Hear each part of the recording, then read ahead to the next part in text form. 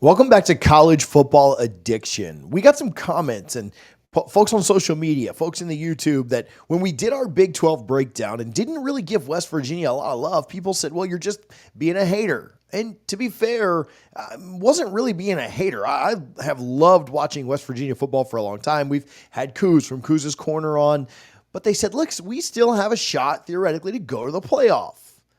Now, before we get to that, the mood a few weeks ago when we had Coos on was very, very different than a fan base that thought they had a realistic chance at going to the playoff. And I'll tell you, odds-wise, it's still a long shot. But I think the odds are a little bit wrong here. And so, yes, didn't give West Virginia a lot of love in the Big 12 breakdown, but we're going to make up for that right now. Because I do think the odds are maybe a little bit wrong. Maybe West Virginia's chance is a little better than one might think. So let's talk about that. Now, again, the mood a few weeks ago, very different than it is now, especially if West Virginia can win their next 3 games. And we want to look at how possible it is for them to get into that Big 12 championship, where they would have an opportunity to play their way into the playoff. West Virginia fans, I need you to hit the subscribe button on this video. It doesn't cost you anything. I'm going to do this weekly as long as your team, your Mountaineers, hold up their end of the bargain and they're still alive. Now let's look at the scenarios, at the breakdowns. Let's look at the teams that are in the mix. BYU, let's exclude them because I don't see them losing 2 games down the stretch. Is it possible? Yes. If they lose 1, we'll start to include them in this. But for now, probably too big of a gap to matter. In fact, some tiebreakers would come in. They may need to lose 3 games for West Virginia to pass them. So let's exclude BYU. Right now, you've got Colorado in there. You've got Kansas State. You've got Iowa State. You've got Arizona State. And, of course, West Virginia. What do you need from those 4 teams that are not you? You just need Colorado to pick up a loss somewhere along the way. You need Kansas State to pick up their 3rd loss, Iowa State to pick up their 3rd loss, and Arizona State to pick up their 3rd loss. You need everyone ahead of you, save BYU, to lose 1 game. And West Virginia, then you need to take care of business and win your 3 games. They're not necessarily easy. Baylor, UCF, both at home, and then Texas Tech at the end of the year. Now, Colorado specifically, they're going to be a favorite 3 times, but I do think that Kansas game is really tough. And if Utah is not so emotionally drained after their loss in the Holy War last week, I don't think that game is just an easy dunzo type game. Now, I do think Colorado wins. I think they cover, but I do think that that's a game that they need to play well. Utah's got a really good defense.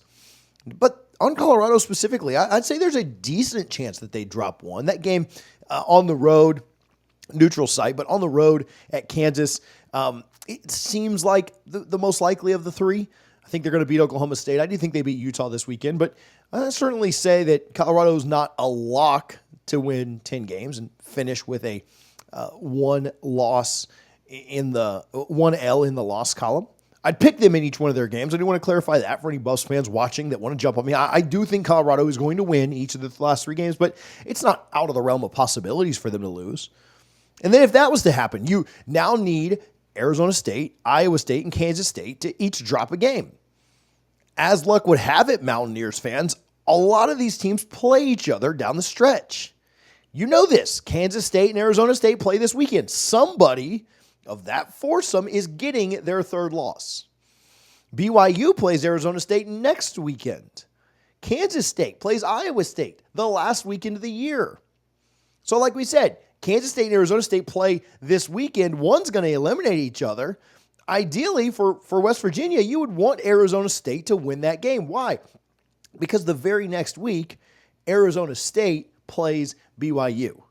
And if BYU, who will be favored, wins that game, it eliminates both Kansas State and Arizona State in back-to-back weeks. Now, again, West Virginia is going to have to do their job and continue to win. If they start losing games, it's over. I won't even continue on with this series.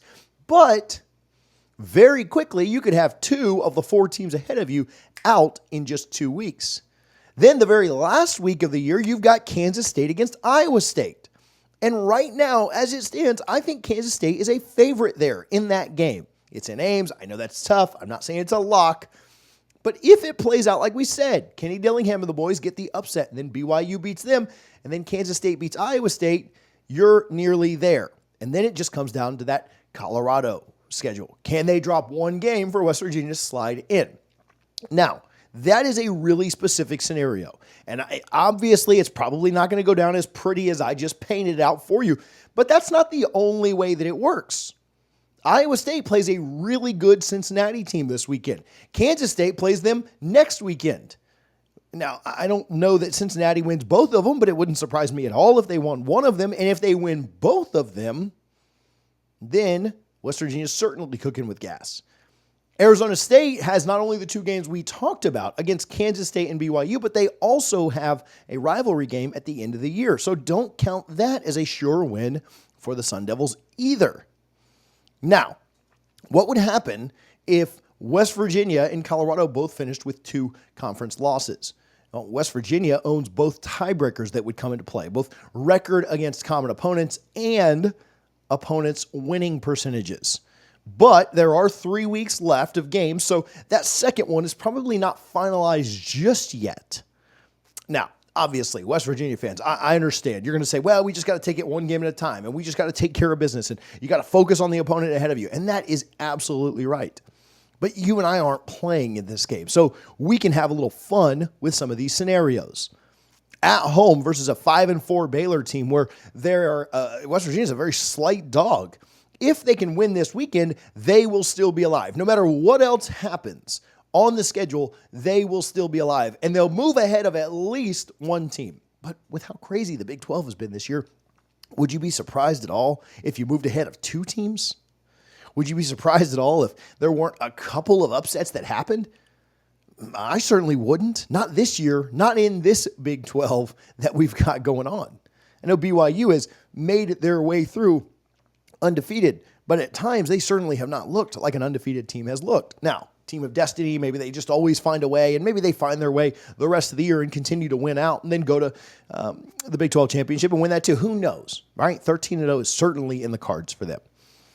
But in a Big 12 that has had nothing short of surprise after surprise after surprise this week, don't be surprised if the unexpected happens. And then you got UCF. UCF, a team that looks a lot better after making, 7 or 8 quarterback changes, it feels like this year. A team that's playing a lot better, but a team that doesn't play as well away from home this year. And so that's certainly a winnable game for you as well.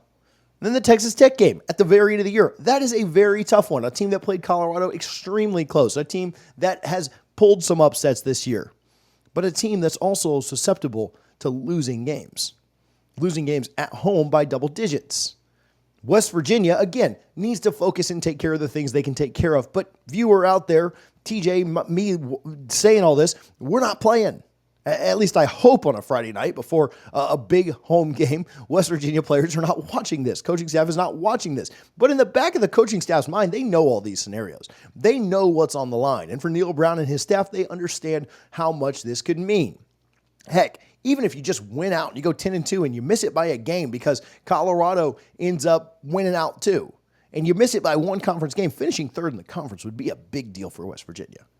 Going 10-2 would be a massive, massive turnaround and a big, big deal for the Mountaineers. And if just a little bit of luck, just a little bit that goes right on their end, they could be in that Big 12 championship. I'm not predicting it just yet. I'm not saying it happens just yet.